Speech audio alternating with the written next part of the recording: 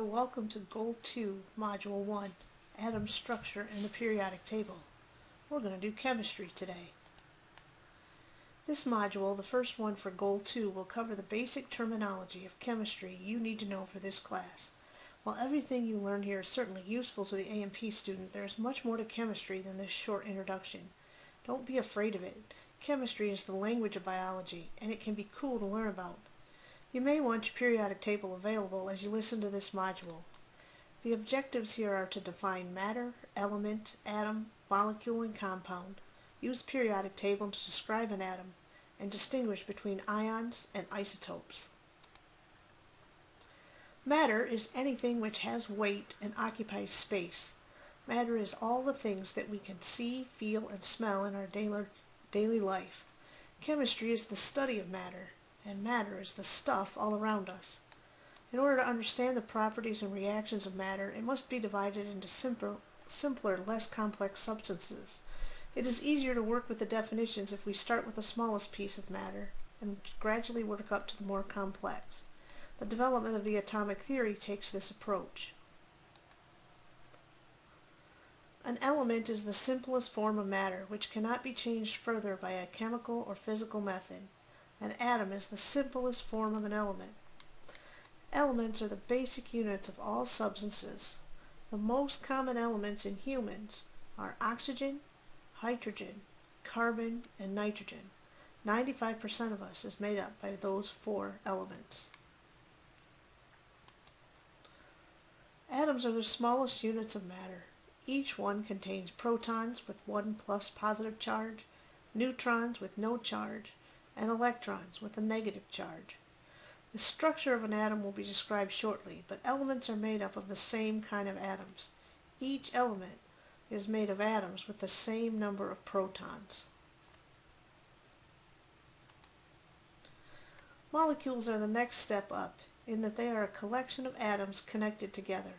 Everything on Earth, whether organic or inorganic, is made up of molecules, which can consist of just 2 atoms or millions of them. The combination and the way the atoms connect in molecules decide what that molecule will be. For example, when 2 hydrogen atoms combine with 1 oxygen atom, a water molecule is made.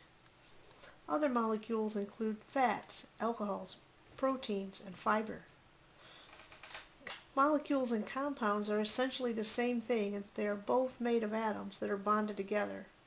The only difference is a molecule can be made of a single type of element, such as 2 atoms of oxygen to make the oxygen molecule, or just hydrogen, or just nitrogen. To be a compound, there must be more than one type of atom in a molecule. For example, water is technically a compound. It has 2 hydrogens and 1 oxygen atom. Carbon dioxide, 1 carbon and 2 oxygen atoms, is another example of a compound.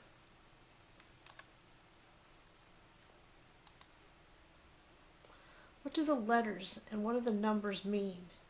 When written, if there's no number, then there is one of that atom. If there is a number, there's that many atoms in that molecule. This molecule, which is glucose, has 6 carbons, 12 hydrogens, and 6 oxygens. Water, H2O, has 2 hydrogens and 1 oxygen. Methane has 1 carbon and 4 hydrogens. And sodium chloride has 1 sodium and 1 chloride atom.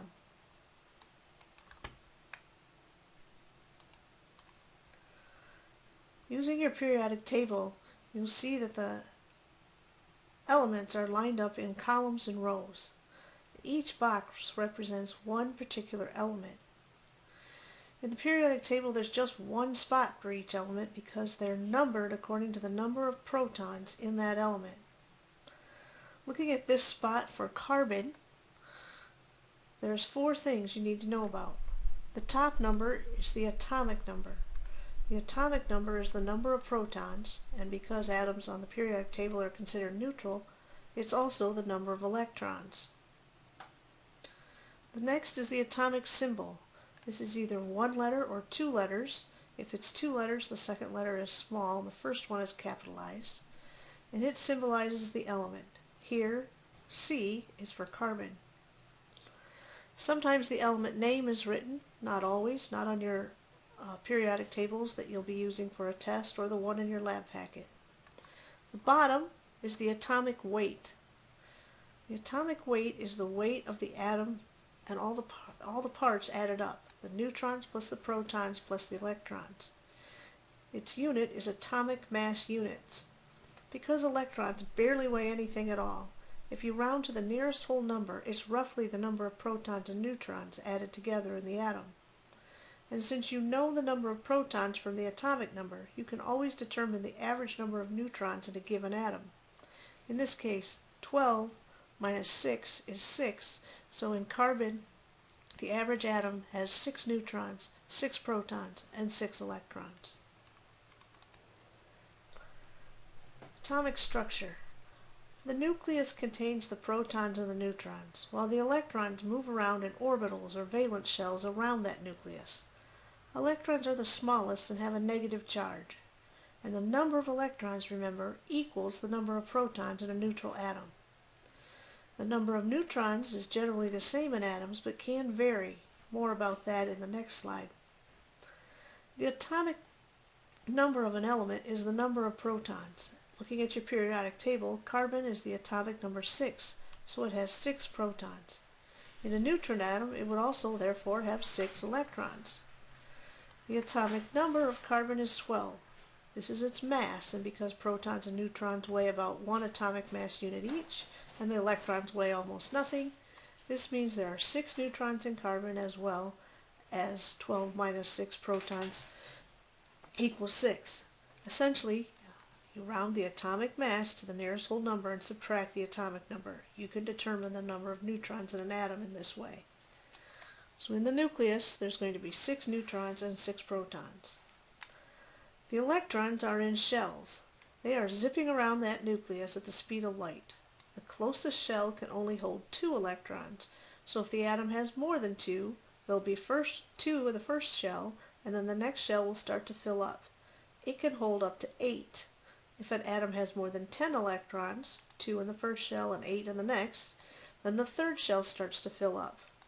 This will fill up to 8, and then the fourth shell will begin to fill before the third shell can get up to 18.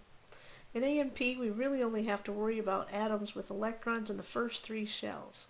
The 2-8-8 rule, remember that refers to the number of electrons in the first 3 shells, up to 2 in the first shell, up to 8 in the second shell, and up to 8 in the third shell.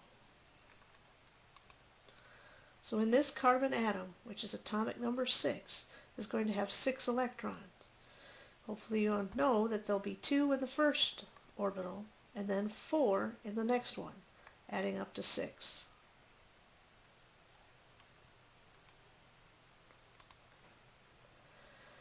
Isotopes are atoms that have different number of neutrons.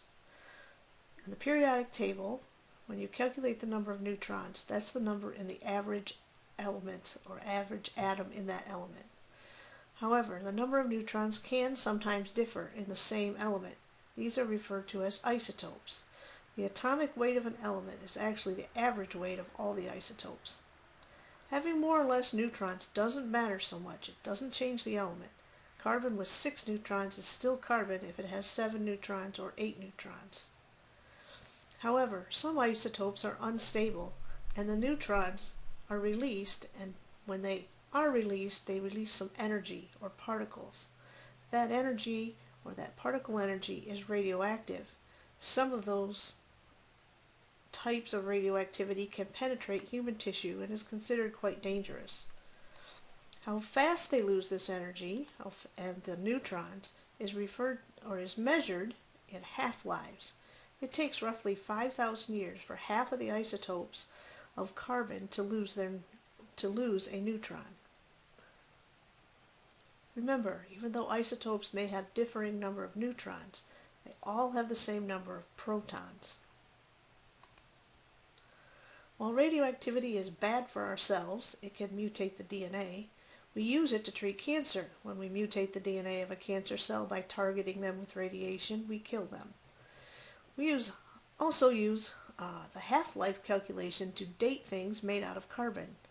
Most living things are made out of carbon. All living things have carbon in them. So when we dig up an old bone, we measure how much of the carbon is left as an isotope, and we know on average how many isotopes exist, so we can backdate it to estimate how old it is. We use radioactive tracers in the human body to map you. PET scans and X-rays and other these types of techniques are used to measure all kinds of problems and diseases in the human body. Nuclear medicine is a medical specialty that always needs people, so check it out if you're interested. Another thing you need to know the definition of are ions. Ions are atoms with extra electrons, or they're missing an electron or two. A normal atom is neutral. This term describes an atom where the numbers of electrons equal the number of protons, or the atomic number. However, the farther away the electrons are from the nucleus, the less pull on them there is from that positive nucleus. And atoms really like to be at that 288 place. They're much more stable there. Atoms want to gain or lose electrons to fulfill that 288 rule. Sodium has 11 electrons, for example. So there's 2 in the first shell, 8 in the second, meaning there's one more out in that third shell. It's quite lonely, and it tends to find someplace else to go. Because it's so far away from the nucleus, it has a fairly easy time leaving because there's not much positive pull from that nucleus. Once one electron has left, that means there's only 10 left, but there's still 11 protons, giving sodium a positive 1 charge. Now that it has a charge, it is considered an ion and is referred to as the sodium ion rather than the sodium atom. Chloride, on the other hand, has 7 in its outer shell. It has a total of 17, so 2 in the first shell, 8 in the second, and only 7 in the third. To fulfill that 288 rule, it really wants one, and it usually takes it from that one that sodium donated. That extra electron from sodium hopped on over, and now chlorine has 18 electrons, and because it only has 17 protons, it has a negative charge, -1 in particular. Because these ions are oppositely charged, they hang out together to form sodium chloride, which we call salt. Because the ions got together, this is an example of an ionic bond or an ionic molecule, which we will be talking about in the next module.